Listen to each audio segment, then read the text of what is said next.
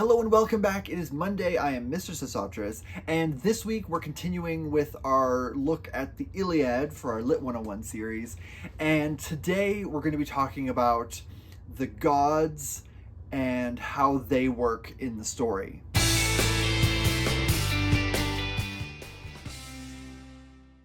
So before we get into that, I did want to do a really quick sidebar about the rhythm and meter of the Iliad itself, the actual structure of it. Homeric Greek is kind of weird. It's a little bit different from like ancient Greek, biblical Greek in like the New Testament, and it's kind of its own quirky thing. But because the Iliad is poetry, not prose, this isn't like a novel, it's a poem that was recited out loud.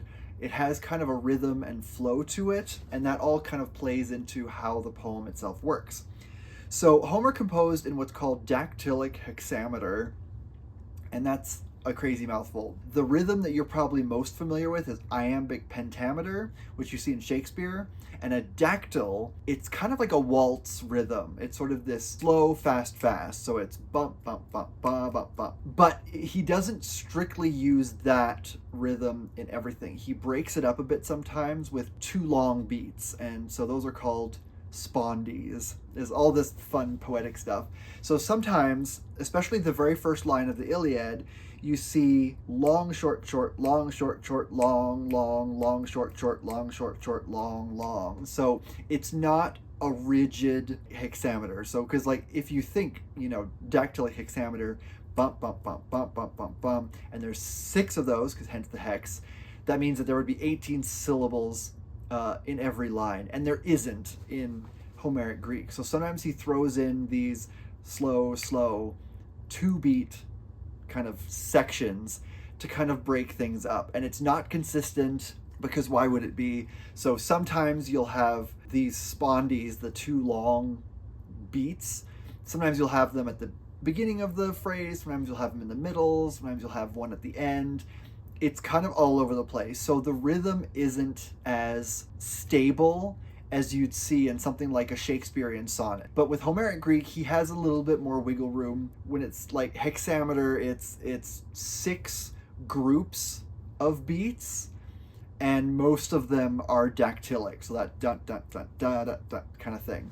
And so because of that, translating the Greek into English is a little tricky sometimes, because you have to think about the rhythm and the flow of the original Greek, and you want to sort of either pay homage to that or try to replicate it as best you can in English, and that's pretty hard to do. Adding into that, there's a lot of words in Homeric Greek that don't translate well, and so you've got a lot of words that don't have like an exact correspondence in English, and so translating Homeric Greek is more art than science. If you're translating something like, Les Mis by Victor Hugo, this is originally in French and it's translated into English, there's room for kind of poetic expression, especially when you come up with like French idioms that don't quite translate, but for the most part you can translate it fairly accurately and kind of render Victor Hugo's voice pretty well, and that's pretty easy to do. When I'm talking about the way that they render the poetry of Homeric Greek into English, it's not an exact science, and there's no translation that's going to sort of accurately render that feel very well. I think Emily Wilson's translation does a pretty good job. She goes for that kind of dactylic hexameter sort of feel. She uses shorter lines, and the rhythm of it does it doesn't match exactly, but it does kind of capture the bounce and feel and movement of the original Greek. And so that's why this translation is so accessible and sort of gives a very clear, straightforward translation. And it's really accessible, it flows really well, and it kind of captures the musicality and the rhythm of the original Greek, because the Iliad is a poem, and it's not like a poem in the sense that like a nursery rhyme, it's simple or it all rhymes or whatever. It's a poem in that it's constrained by the length of the lines, the rhythm, and the flow, and so it's meant to be spoken aloud. And we need to have more, I don't know if full-time bard is a valid job, but we need to have more people who do like public performances of epic poetry. There's a really great video online of a guy doing Beowulf in the original Old English, and he just pours everything into his reading of it, and it's so good. But anyways, we're not talking about Beowulf yet.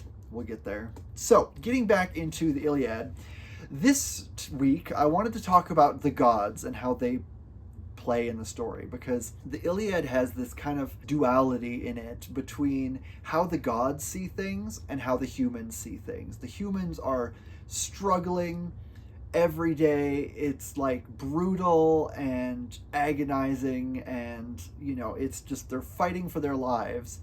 And the gods are very much above it, but they're very invested in it. And the way that they interact with the humans is a really interesting part of why the story has endured the way it has. I think if it was just about people and their conflicts, it would still be really good, but having the gods be a part of this conflict and having stakes in it adds a massive epic scope to it that I think works really, really well.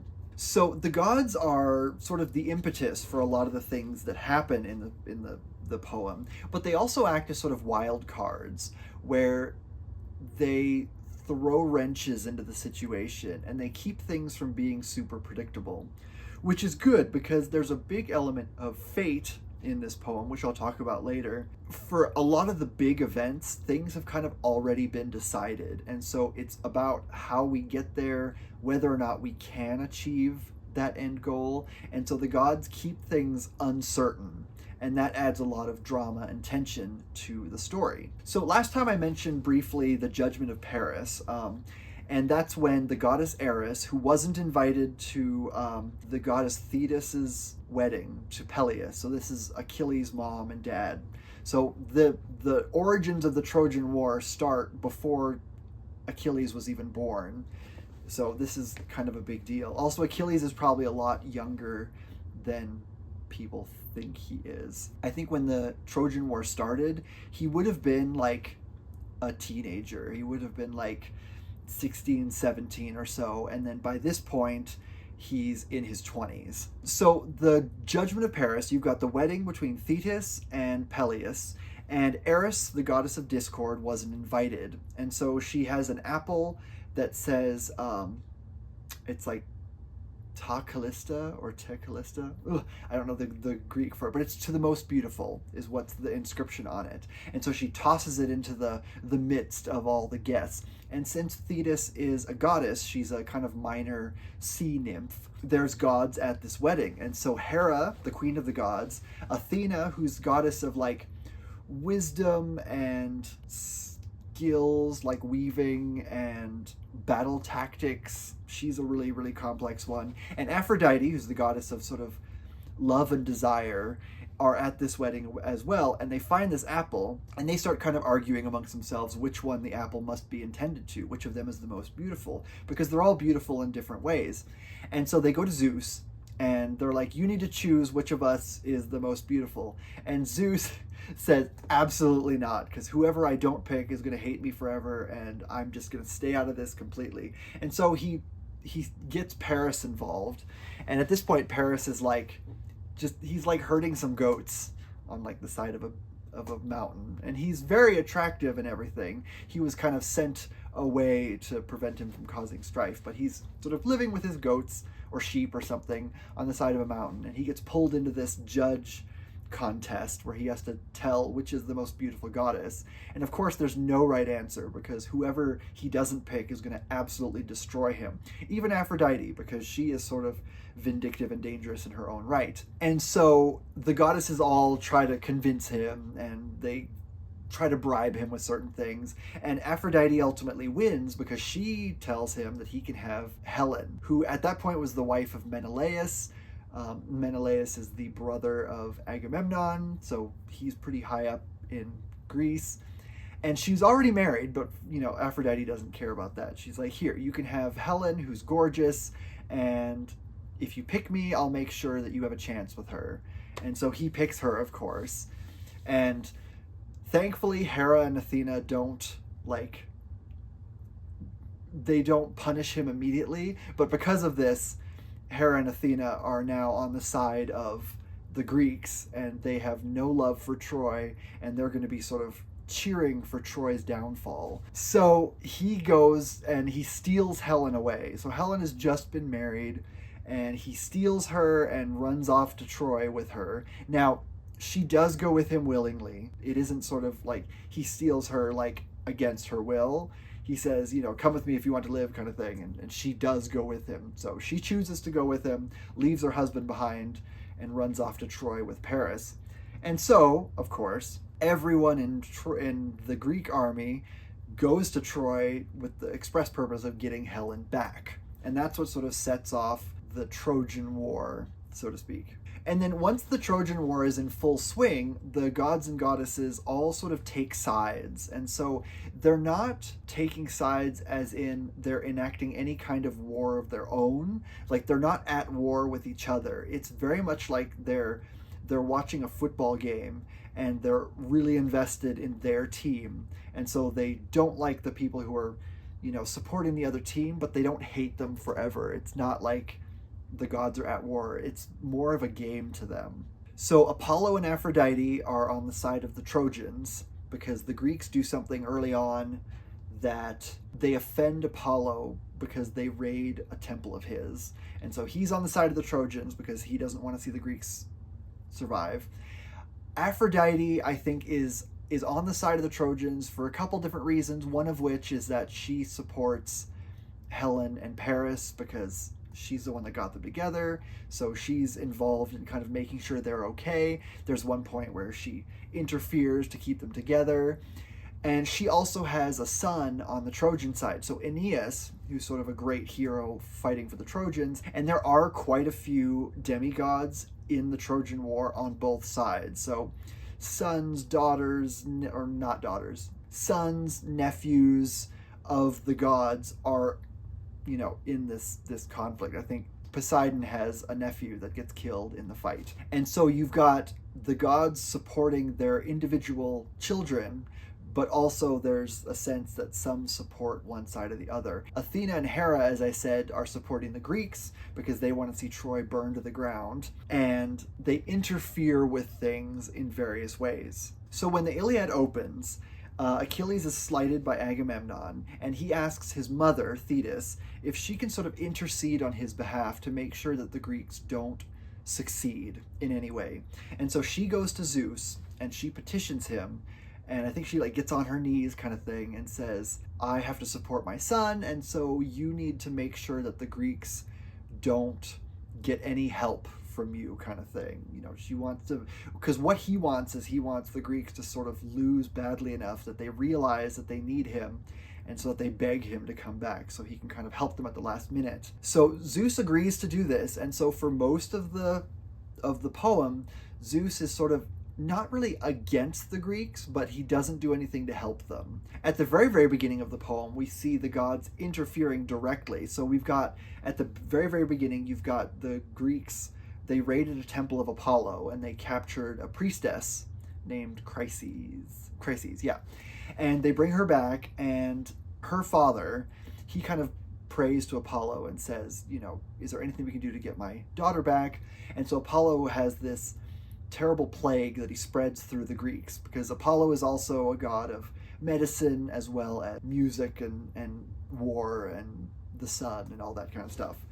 And so the fact that there's Apollo kind of attacking everyone and spreading this disease, that's why Chryses gets sent back. Chryses was the war bride of Agamemnon, and so when she gets returned, he then takes Briseis from Achilles. He just takes her because women are property at this point. It's terrible, but that's what it is. And he takes Briseis from Achilles, and that's what slights him, and that's what causes him to sit out the war. We'll go into that a little bit more next time. But we've got sort of the gods fighting directly in the battle at this point. We also have Diomedes at one point. He's given the ability to sort of see the gods, so he knows which gods are in the battlefield. And so he gets into a fight. Diomedes is sort of this incredible heroic character. He's one of the best fighters of the Greeks alongside Achilles and like the greater Ajax. He's awesome. And so he fights Aeneas at one point and very nearly beats him. But Aphrodite sort of sweeps in because Aeneas is her son, and she saves him at the last minute. And while she's doing that, he cuts her in the wrist. And I think it's Apollo. He tells him, he's like, you can't fight the gods. You can fight people, but I gave you the ability to see the gods so that you wouldn't hurt the gods in any way, because the gods are immortal, but they can be hurt. And so Diomedes, of course, is sort of in the midst of bloodlust and war, chaos and everything, and he doesn't listen to that. So he continues to sort of fight the gods that are helping the Trojan side. And so Apollo sends Ares after him, and he actually beats Ares. Ares is the god of war and conflict, and he gets hurt badly enough that he's sort of taken out of the fight for a bit. And we also see, I think Paris and Menelaus have a duel pretty early on in the poem. And Menelaus almost beats Paris. Like, he's to the point where he's about to kill him. And Aphrodite again sweeps in and carries Paris off, and then sort of sticks him in a room with Helen and says, you kids have fun. So we've got the fighting. The stakes are very weird at the beginning because the Greeks and the Trojans are fighting each other over honor and all this.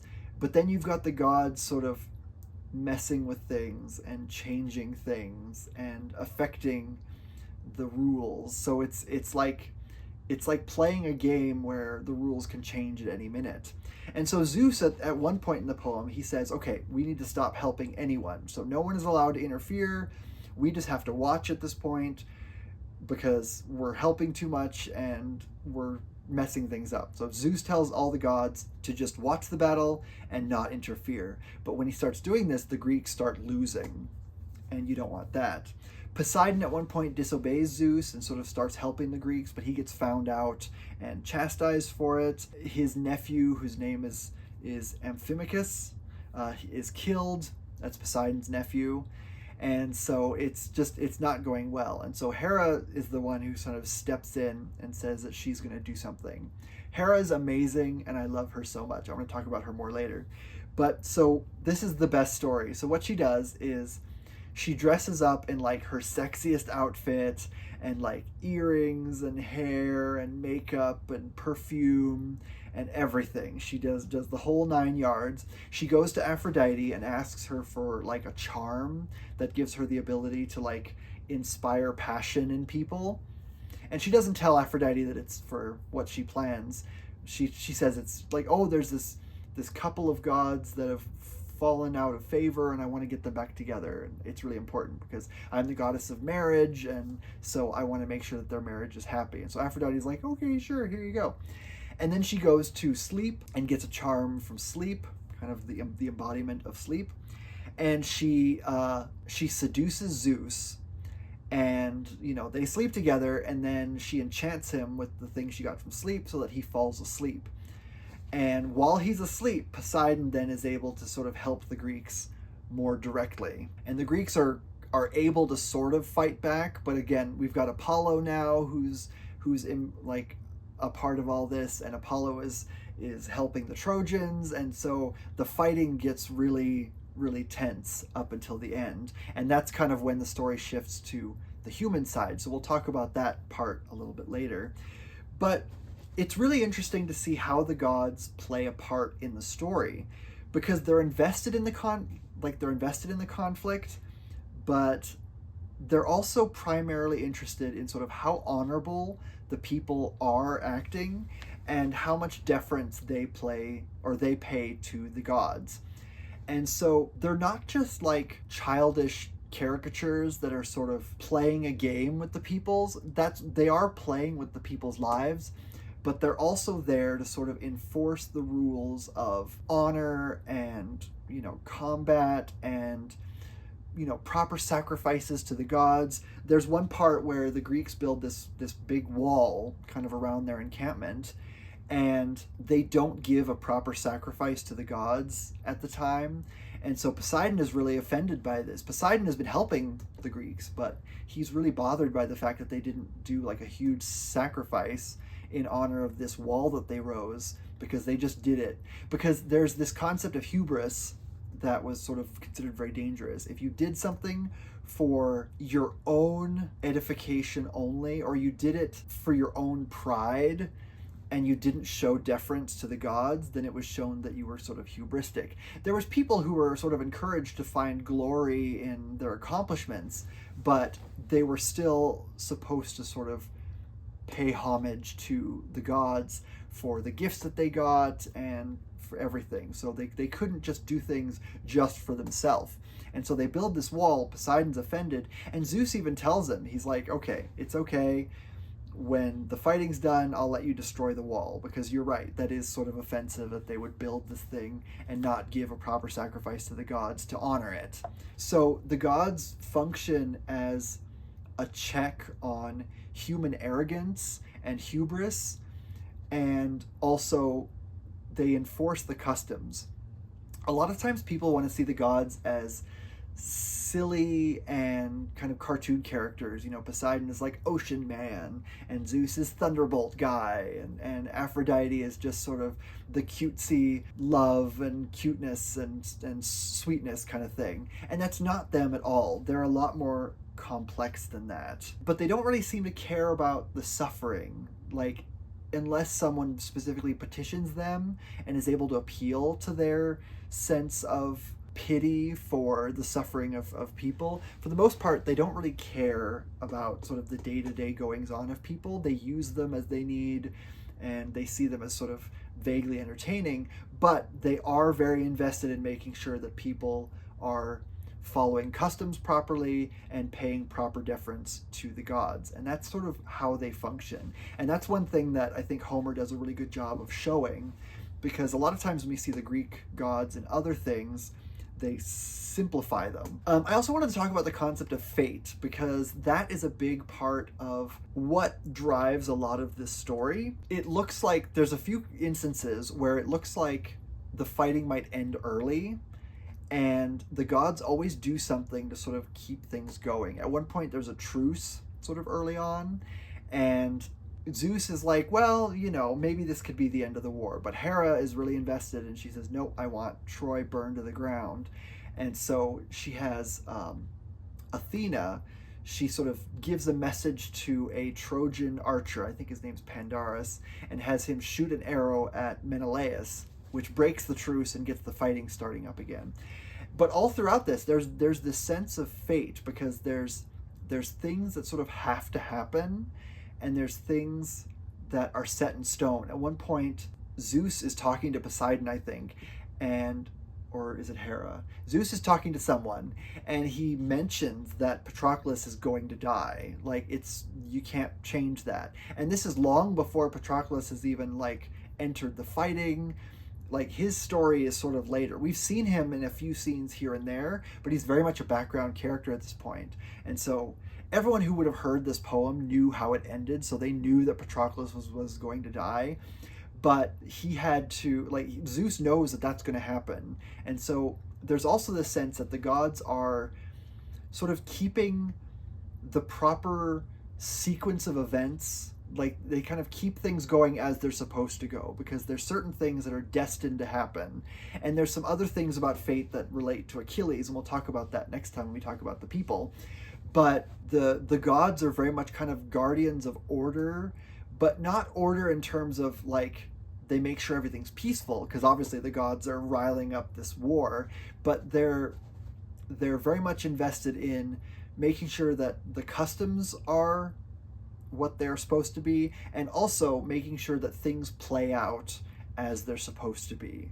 So there's the sense of fate and destiny where things are preordained, and the gods have to make sure that events follow specific events that they're supposed to. So to end this video, I wanted to talk about just overall how the gods function and how we're supposed to see them, because I think a lot of times the gods can be seen as sort of petty, cruel, and selfish, and because they're so flawed, we sort of dismiss them as silly. Because when you read the Iliad, there's this sense that there's like there's like the real catastrophic violence of the human stuff, and then the stuff in the gods just kind of seems like a reality show where everyone's bickering and complaining.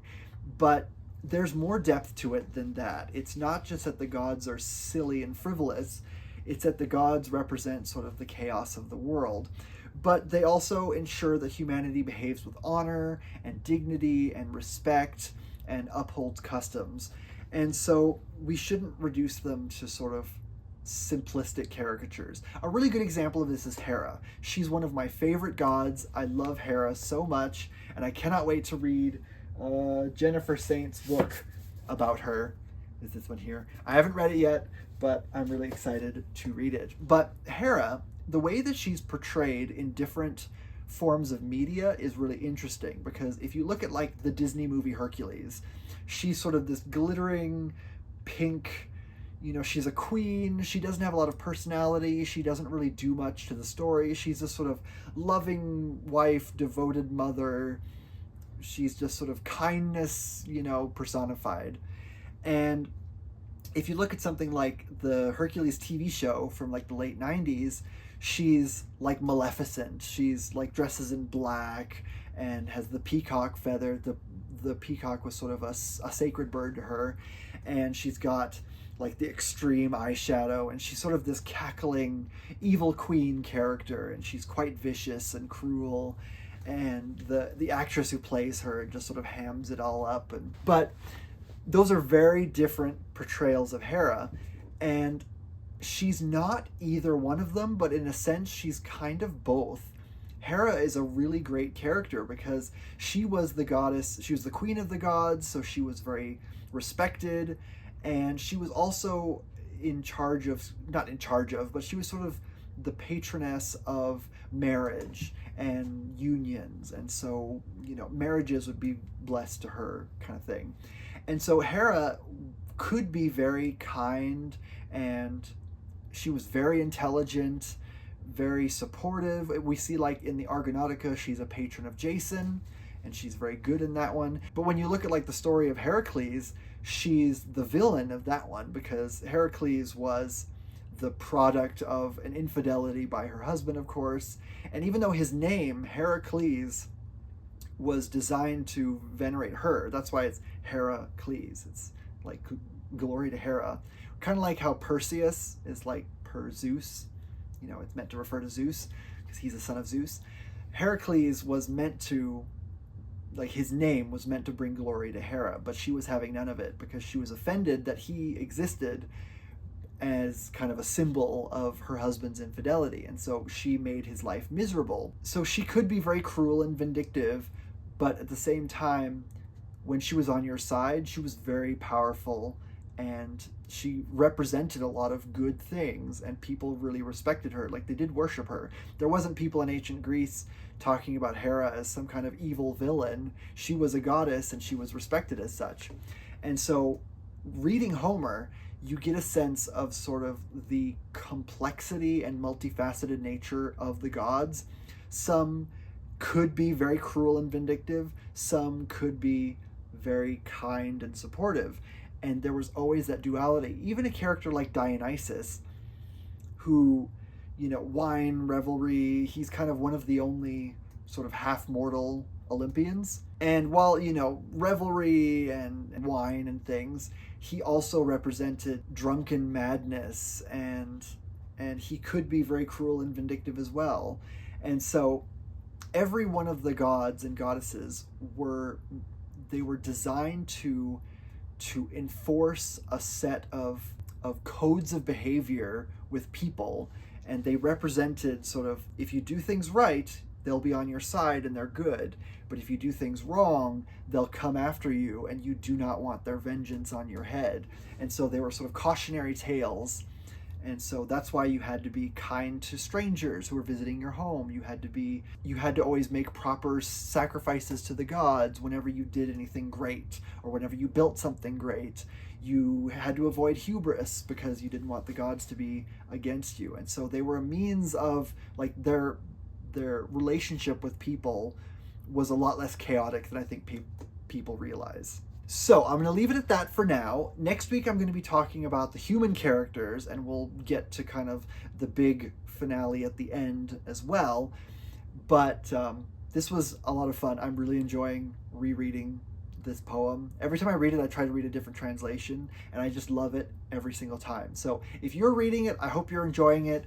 Let me know in the comments if you have a favorite translation or which one that you've found that you really liked, and we can get to there. So with that said, I will see you next week, and in the meantime, happy reading. Bye.